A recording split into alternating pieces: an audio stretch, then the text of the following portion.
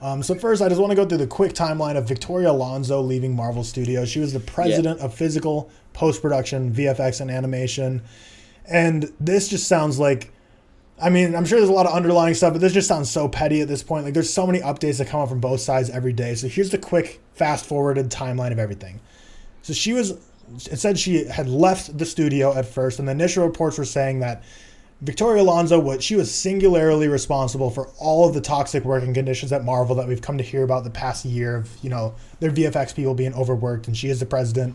So the initial reports were like, good thing she's gone. She was the single problem.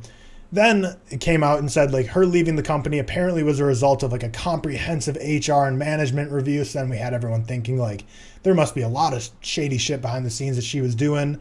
Then it came out saying she was actually fired because she was fired. She didn't leave because she was working on and promoting Argentina 1985 while working at Disney, and that's a void of contract. But then her attorney came out and said those claims are ridiculous. Then her lawyer says it's because she refused to do something reprehensible, quote, reprehensible, and she was fired from Disney and Marvel for not doing whatever they wanted her to do that she said was reprehensible. And she said because of this, Marvel is basically going to rue the day and there will be serious consequences for them. Disney replies to that saying, no, you breached contract and we're in direct violation of company policy. So this is basically like a public court ruling just going on through headlines of just like her accusing Marvel saying like, you guys fired me for no reason, you're going to be in big trouble. And basically Marvel being like, nah, you kind of sucked. Like none of us wanted you here. So just a lot of wild drama coming out of Marvel Studios and Disney this week.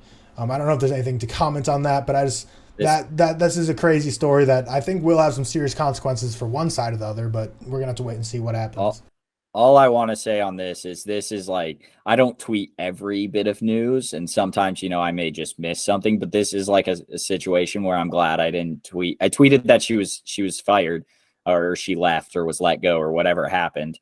And then I stopped because you get a discussing film update every 5 minutes of a new thing. And I was like, all right, this is too much. So I'm glad I did not tweet every single news outlet because there's always a new one that's just incorrect or maybe it's correct, but who knows? So just stupid. Who cares?